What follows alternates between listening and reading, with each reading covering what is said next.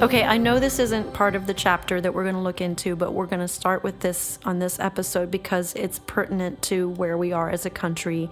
We just passed voting day, and I know this episode will come a couple weeks after the elections, but I think it's good to talk about it because Pam and I were having a conversation, an honest conversation about going through this whole voting process in America, and we are so glad to have the opportunity to vote and the freedom to vote. And it's obvious by the turnout in voters, record turnouts, that people want to make a difference. They want to hear, they want to have a voice. But we still can feel helpless and hopeless, even though we voted, and we can all agree we have some problems in this country. And I asked Pam if she would share her perspective and her processing this and what the Lord spoke to her this morning, the day after election results. Because I think it's real, it's honest, and I think a lot of us connect with it. So you were telling me, Pam, you didn't want to watch the elections last night. Tell me about it.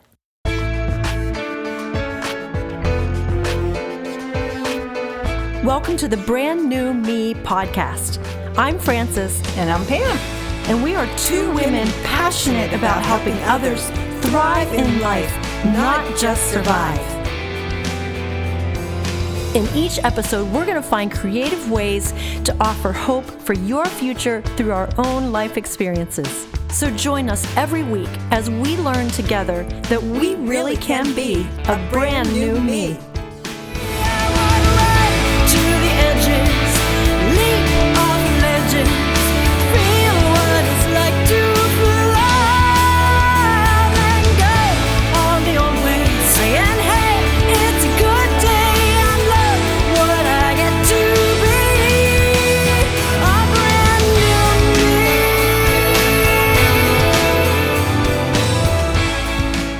Welcome to episode number 75.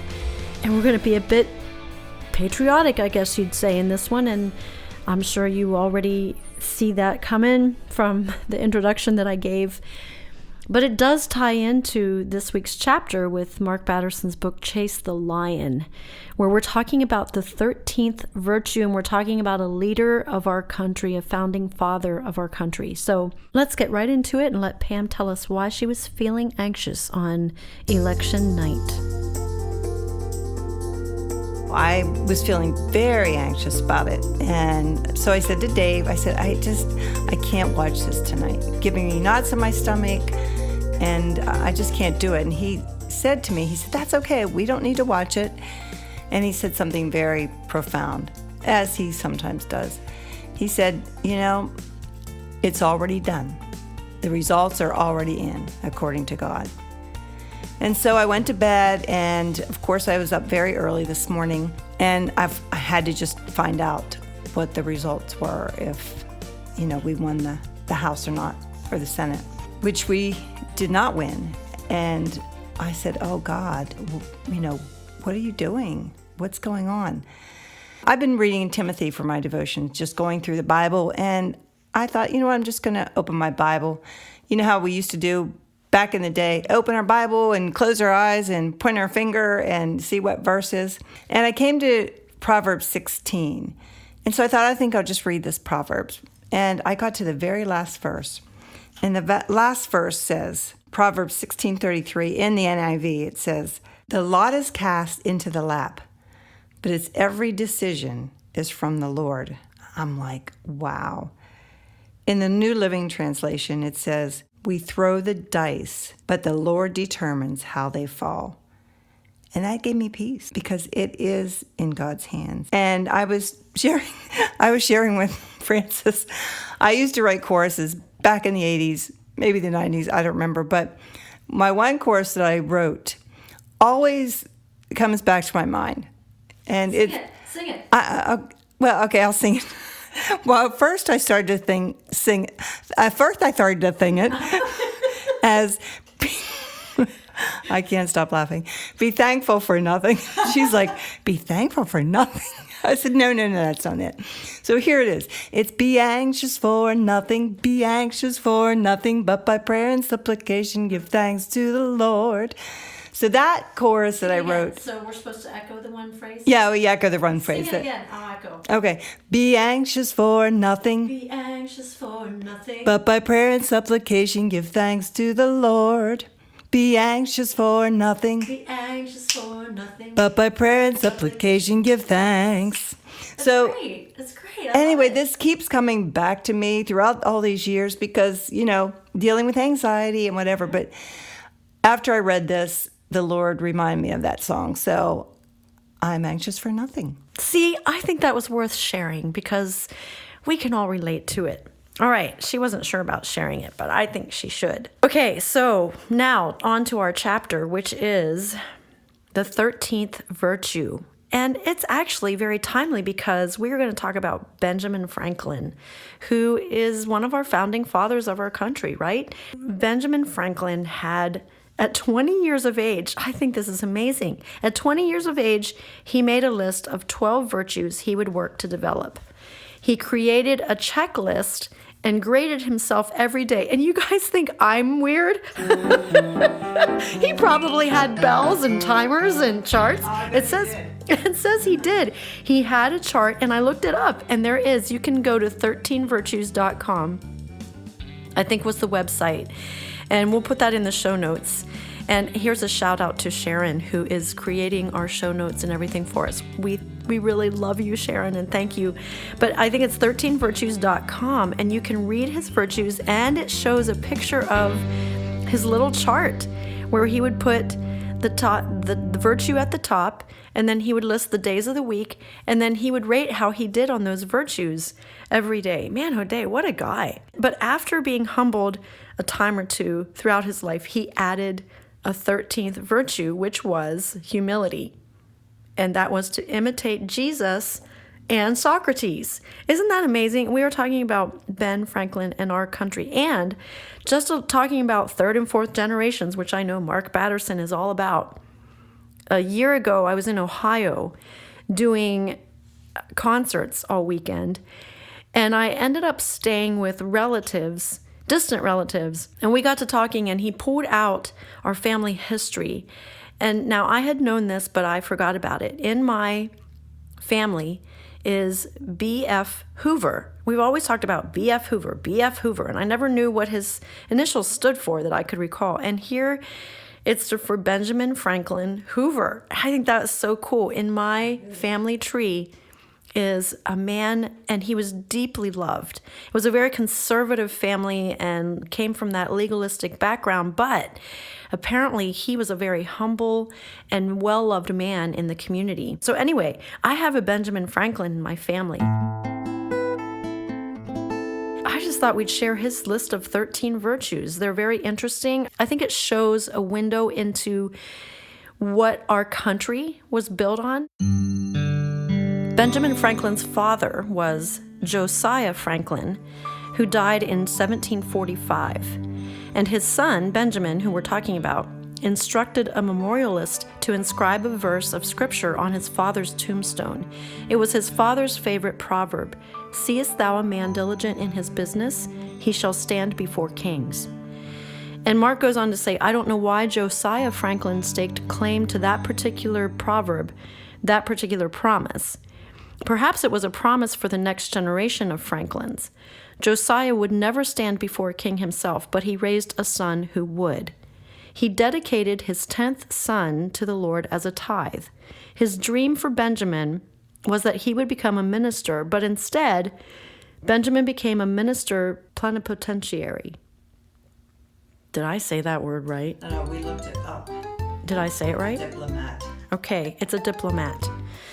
Perhaps the most important diplomat in American history, Benjamin Josiah Franklin secured the support of France during America's struggle for independence. Without his statecraft, the American Revolution likely would have failed, and the same could be said for the Continental Congress. Toward the end of his illustrious and industrious life, Benjamin Franklin made this wide-angle observation. And he says, quote, I did not think that I should ever literally stand before kings, which, however, has since happened, for I have stood before 5, and even had the honor of sitting down with one, the King of Denmark, to dinner. Now, Franklin not only signed the Declaration of Independence, but he also edited it. His inventions include the lightning rod, the Franklin stove, and bifocals, which I am actually using to read this book. Or at least reading glasses. Anyway, so now that we've learned that about Benjamin Franklin, we'll take turns and share his 13 virtues. All right, I'll start and we'll do every other one. Number 1 was temperance. Eat not to dullness and drink not to elevation. I shared this with Tom. He's like, what? I think it's just saying be moderate in what you eat and drink. Number 2, silence. Speak not, but what may benefit others or yourself. Avoid trifling conversation. Uh-oh. Do we do trifling conversations? Not at all. Not at all.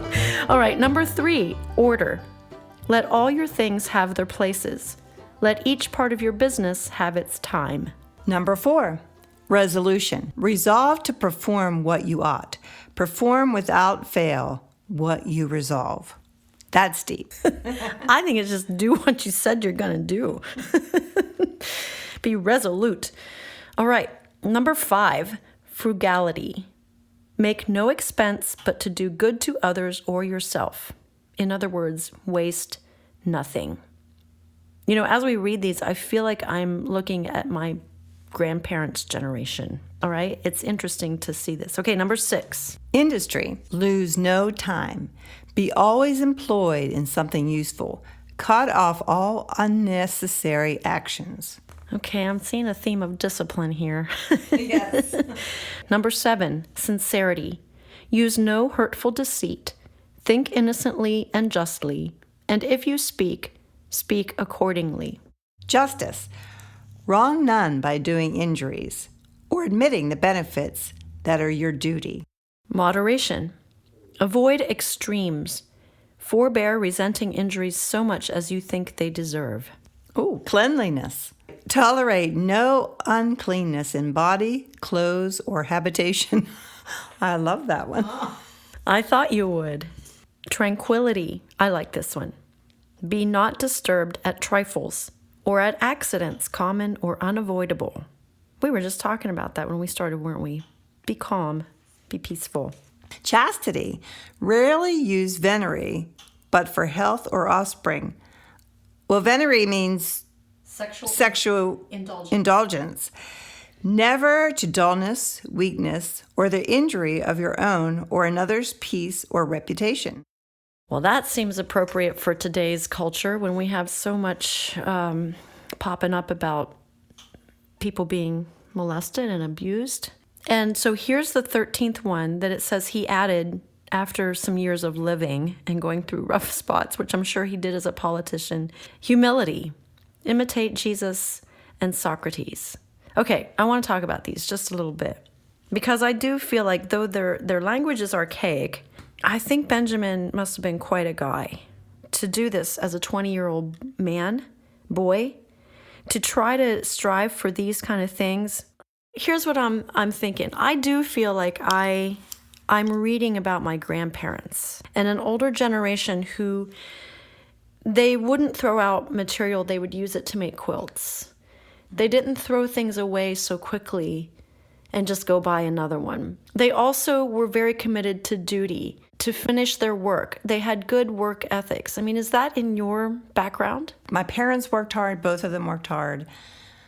My grandfather worked on the railroad. They worked hard. And it wasn't like, oh, I can quit my job and, something will come up. They just knew they had to go to work. Yeah, the generation before us knew something about staying at a job for 20, 30, 40 years, and then they'd retire from that. And the trend now is 2 to 3 years at a job and then moving on. And I'm not saying that's a bad thing. I guess I just wanted to talk a little bit about sometimes what I've had to struggle with then is because I have such a strong work ethic, for a long time I didn't know how to play. I didn't know how to just have fun. I didn't know how to be creative. And I'm glad for the work ethic to stick to something. But I think it's just a pendulum that we have to watch out for. That on one hand, we're not so dutiful and so driven in our work that we don't have time for play, for creativity, and that we're not so driven to duty. Well, I'm just going to do this because it's my duty. I'm going to have my devotions because this is what I do. Don't you think there's a balance between having these good virtues in place and yet living under grace and mercy and play and spontaneity? What do you think, Pam? I think that God does want us to enjoy our life.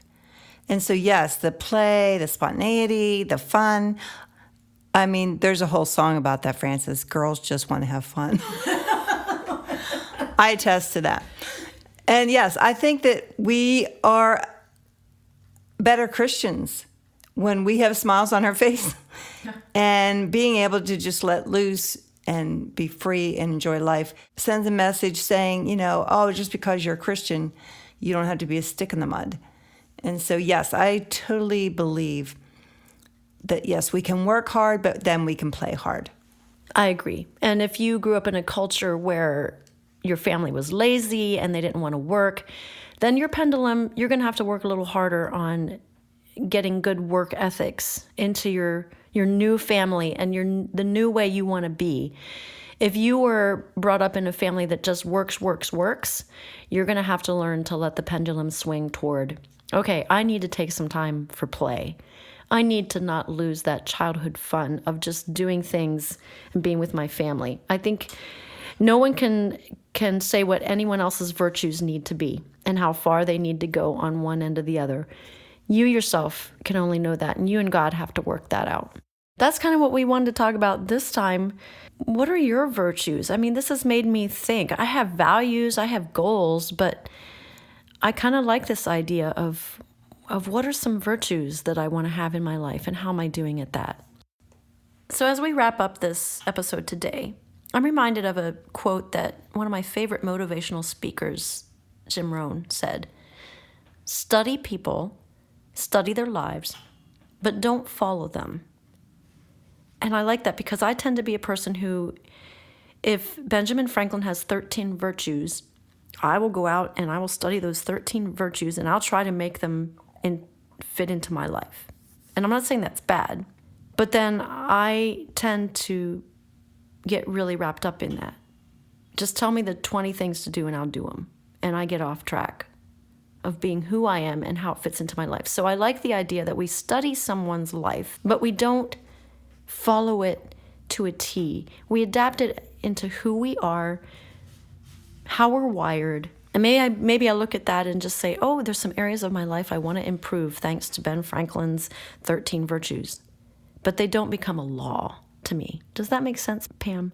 What do you think of that? Study people, study authors, study speakers, but don't follow them. I like that because when we're studying people, it makes us grow because we want to be into ourselves. We just want to do what we want to do.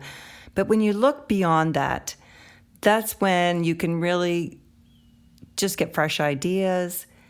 But yes, be yourself. Well, that seems like a great way to end. Be yourself. Learn from other people, study other people, and apply it then to who you are and how it fits into you. All right? I hope you've enjoyed this episode, and if you have, please share it with a friend. And we will be back next week. Thanks for joining us.